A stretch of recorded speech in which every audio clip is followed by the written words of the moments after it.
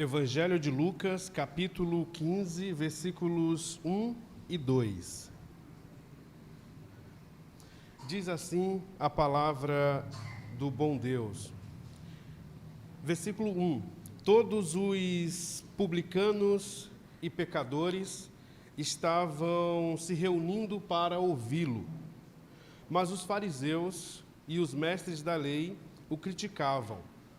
Este homem recebe pecadores e come com eles. Logo, nós temos aqui os ouvintes das parábolas que Jesus contou neste capítulo. Nós temos aqui, portanto, a plateia, os ouvintes. E, muito bem definido pelo Lucas, aqui nós temos os publicanos, os fariseus, os mestres da lei e os pecadores. Quatro grupos. Fariseus e mestres da lei, a gente poderia pensar que representam o filho mais velho. Haja vista a origem dos fariseus. Os publicanos e os pecadores certamente representam o filho mais novo. E observe que os fariseus e os mestres da lei estavam criticando Jesus porque ele estava recebendo publicanos e pecadores. E claro que a crítica aqui se deve pelo fato de os publicanos e os pecadores serem a escória da sociedade. Eles eram mal vistos pela elite religiosa. E aí, observe isso, de imediato, de início, Jesus já se revela como aquele que veio buscar e salvar os que estavam perdidos. Jesus veio para os humilhados, para os desvalidos. Ele veio para aqueles que nada são e nada têm a oferecer. Jesus veio exatamente para estes que não podem lhe oferecer nada em troca. E aí nós vamos para os versículos lidos desde ontem até aqui. Vamos para o versículo 17 do capítulo 15. Caindo em si, o filho mais novo disse: quantos empregados de meu pai têm comida de sobra e eu aqui morrendo de fome. Como sabemos, o mais novo retorna não por amor ao pai, nem pela saudade de casa. Ele volta por causa da fome, ele volta por aquilo que o pai pode lhe oferecer. Se esse retorno teve como motivo o que o pai poderia oferecer para esse menino, logo ele voltou por interesse.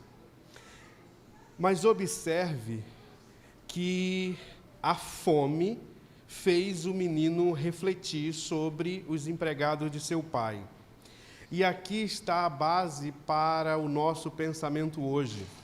A fome, observe bem, a fome está diretamente relacionada com o novilho gordo. Ou pode inverter, o novilho gordo está diretamente ligado com a fome. O versículo 28. O filho mais velho encheu-se de ira e não quis entrar. Então seu pai saiu e insistiu com ele. Mas ele respondeu: olha, todos esses anos tenho trabalhado como um escravo a teu serviço e nunca desobedeci às tuas ordens. Mas tu nunca me deste nenhum cabrito para eu festejar com os meus amigos. Mas quando volta para casa, esse seu filho, que esbanjou os teus bens com as mulheres da vida, matas o novilho gordo para ele. E aqui entra, claro, você já percebeu, a quarta personagem da nossa parábola, que é o novilho gordo. Observe, o mais velho se revela um mentiroso, porque na condição que ele estava de representar Israel, Israel tinha desobedecido a Deus incontáveis vezes. O versículo 30, matas o novilho gordo.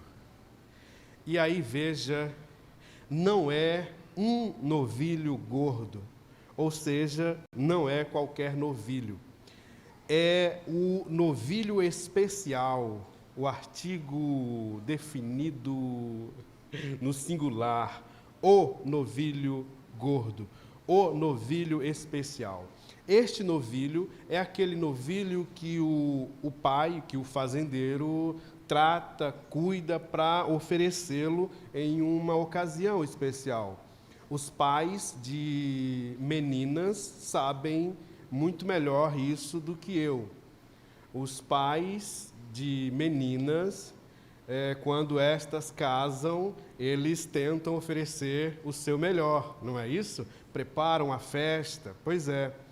É disso que estamos falando, de um animal que será oferecido numa data especial, numa comemoração especial, num evento especial. E aí veja, o novilho é o novilho especial que estava à disposição do pai para uma festa, para uma ocasião especial, notável.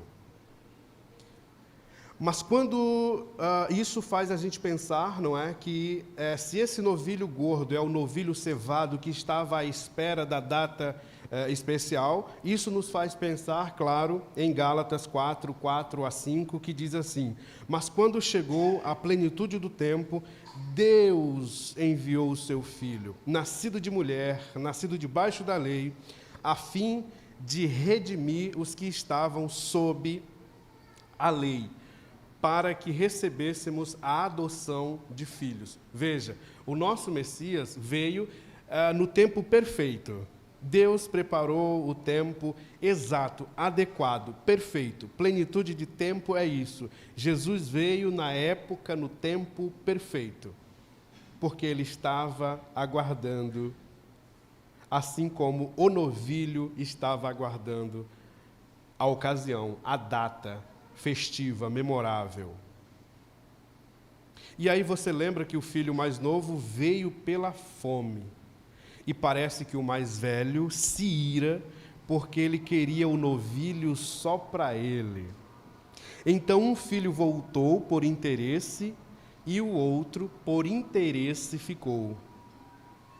Isso, claro, representa muito bem o Israel físico. Os judeus não dividem o seu Messias, tanto é que ainda estão esperando um exclusivo. Ter um Messias que salve o mundo inteiro é inadmissível para um judeu. Assim como era inadmissível para o filho mais velho a ideia de que o pai ofereceu um novilho para um único filho. Não é? Isso é inadmissível e é isso que causa a ira do filho mais velho. E aqui a gente percebe de imediato, que Jesus desagrada os religiosos. Você percebe que a crítica a Jesus é exatamente em relação a isso, a esta aceitação, a esta acessibilidade que o próprio Jesus se permite para que tanto o judeu quanto o gentil desfrute dele, aproveite, use-o e tenha os benefícios que ele oferece para os dois públicos. E isso afeta os religiosos. E aí, claro, os religiosos são as pessoas que menos se identificam com Jesus até hoje. Volte um pouco para o 22, capítulo 15, versículo 22 até o 24. Mas o pai disse aos seus servos: depressa, tragam a melhor roupa e vistam nele. Coloquem um anel em seu dedo e calçado em seus pés. Tragam o novilho gordo e matem-no. Vamos fazer uma festa e comemorar.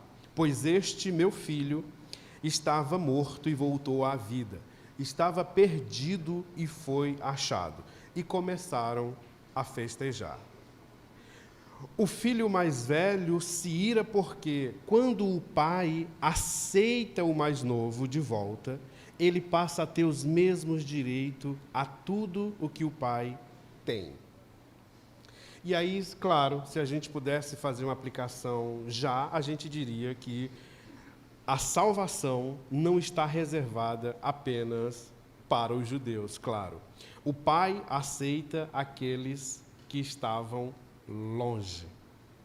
Naquela época, diz Paulo, vocês estavam sem Cristo, separados da comunidade de Israel, sendo estrangeiros quanto às alianças da promessa, sem esperança e sem Deus no mundo. Mas agora, em Cristo Jesus, vocês que antes estavam longe, foram aproximados mediante o sangue de Cristo. O filho, aí volte o versículo 28, o filho mais velho encheu-se de ira e não quis entrar. Então, seu pai saiu e insistiu com ele. Claro, não querer entrar é negar Jesus. Esta é a atitude das pessoas que não entenderam o chamado do Evangelho. Elas o negam. Pense no pai, pensemos no pai. Como fica o coração de um pai tão gracioso?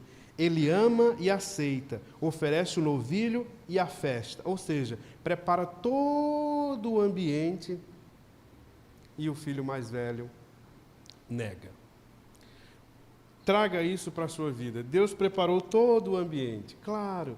Ele é um Deus cuidadoso, cuidou de todos os detalhes, com perfeição, inclusive o texto de Gálatas diz isso. Preparou tudo. E aí, hora ou outra, a gente encontra filhos mais velhos por aí.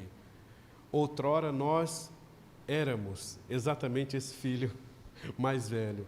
Nós demos muito trabalho para o nosso Senhor. O versículo 23.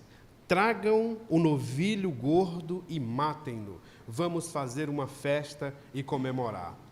Bom, a sentença aqui é clara. O novilho gordo tem que morrer. E aí, claro, a gente já fica pensando, por que esse novilho tem que morrer? Bom, é porque somente com a sua morte, somente com a morte do novilho gordo, o pai pôde aproximar o filho mais novo do filho mais velho. Então, veja, o novilho teve que morrer para aproximar judeus e gentios. O novilho teve que morrer para que os irmãos pudessem ter paz. Ele teve que morrer para que os gentios e os judeus tivessem paz. Portanto, sem a morte do novilho gordo, nem os judeus, nem os gentios tinham paz uns com os outros. Mas, especialmente, sem a morte do novilho, os dois povos não tinham paz com Deus. E aí a gente lembra com alegria divinal de Romanos 5:1. Tendo sido, pois, eu deveria ler esse versículo com lágrimas nos olhos, mas meu coração ainda é duro. Eu estou lendo, tendo sido, pois, justificados pela fé, temos paz com Deus, por nosso Senhor Jesus Cristo. Isso aqui deveria dar oxigênio para a minha alma. Que belo, que bom saber que em Cristo nós somos justificados, nós somos aproximados. E esta é a ideia. Este é definitivamente o papel do novilho gordo. Promover a paz entre judeu e gentil e, sobretudo, promover a paz entre Deus e os homens. E aí, claro, o novilho está sendo cevado, preparado, alimentado, é verdade. Qual é a culpa desse novilho por essa família disfuncional? Nenhuma. Nenhuma. O novilho não tem culpa nenhuma. E esta é a ideia. o responsável pela paz entre os judeus e os gentios, entre os judeus, gentios e Deus, deve ser um inocente. E aqui entra o nosso Messias, o inocente. Tanto o filho mais novo quanto o filho mais velho tinham pecados, claro. Um foi embora porque não amava o pai e nem a família. O mais velho ficou por interesse. E aí a gente começa a pensar no seguinte: quando nós pecamos contra Deus. E isso precisa ser compreendido da forma exata, da forma correta, da forma verdadeira. O Davi entendeu isso quando escreveu o Salmo 51:4, dizendo o seguinte: contra ti, só contra ti, pequei e fiz o que tu reprovas, de modo que justa é a tua sentença e tens razão em condenar-me. Então, por favor, pensemos um pouco. Fazer julgamento condenatório contra alguém é pecado, correto? É pecado. Mas, por favor, pensemos que é um pecado contra o nosso Pai, é um pecado contra Deus. Antes de ferir a criação, antes de ferir a criatura, você feriu quem a criou. Então, o pecado é contra Deus. E aí, esta compreensão nos leva para um outro degrau, que é o seguinte: pecar contra Deus é fazer uma dívida com Deus.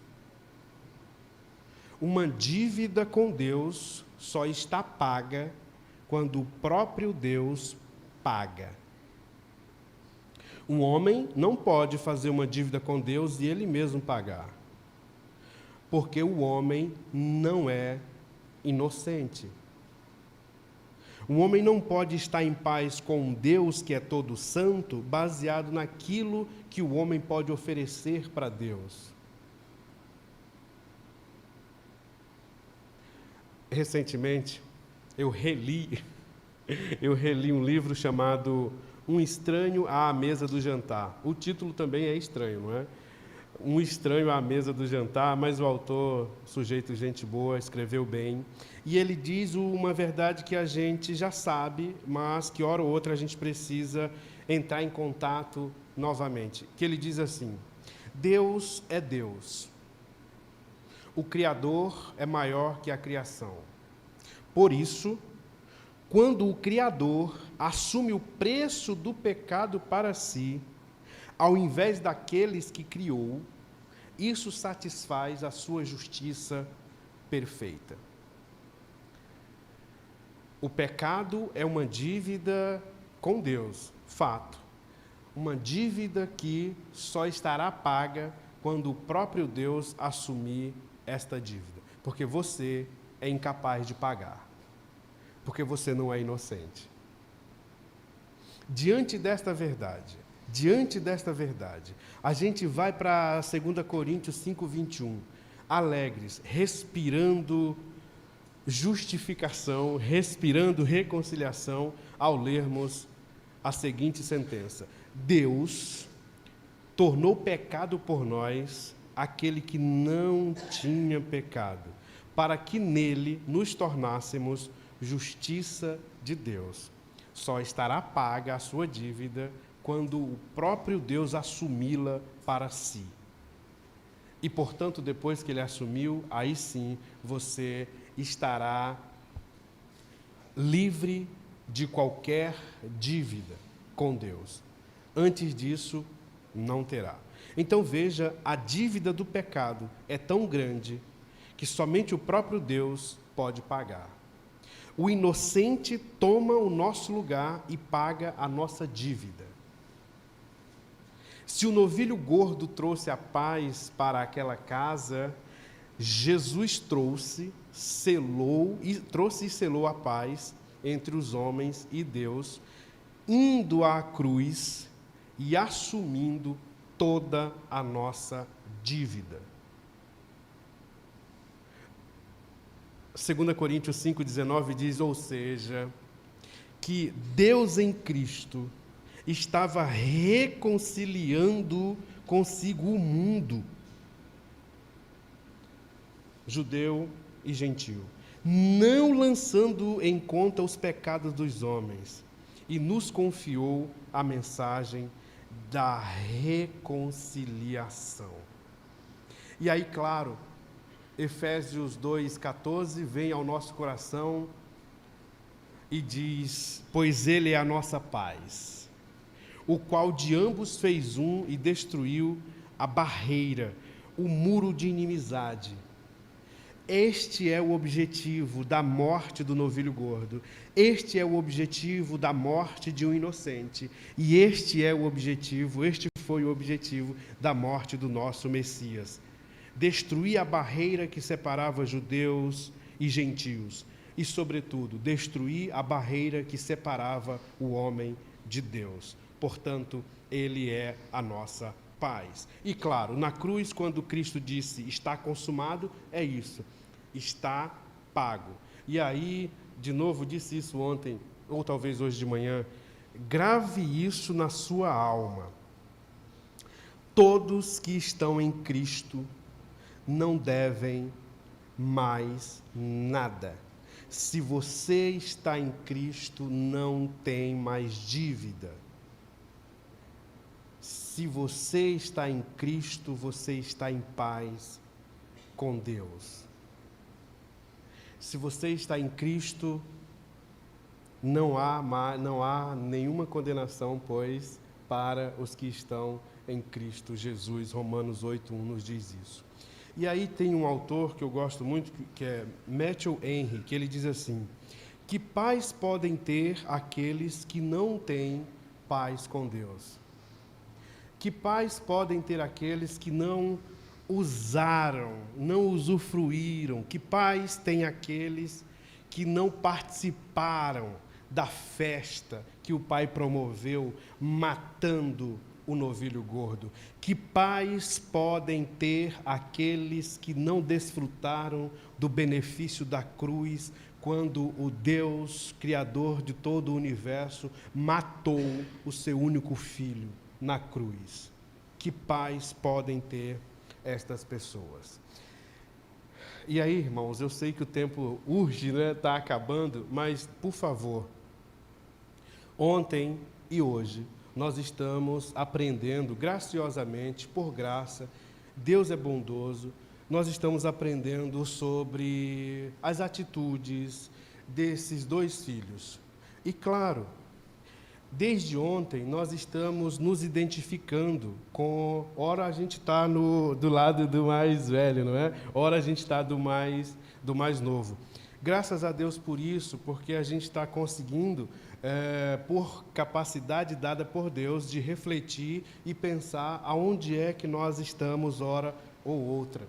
Nós não queremos estar fazendo parte nem do grupo do filho mais velho, nem do grupo do filho mais novo. Nós queremos que a beleza e a benevolência, a graça e a generosidade do Pai nos impacte de forma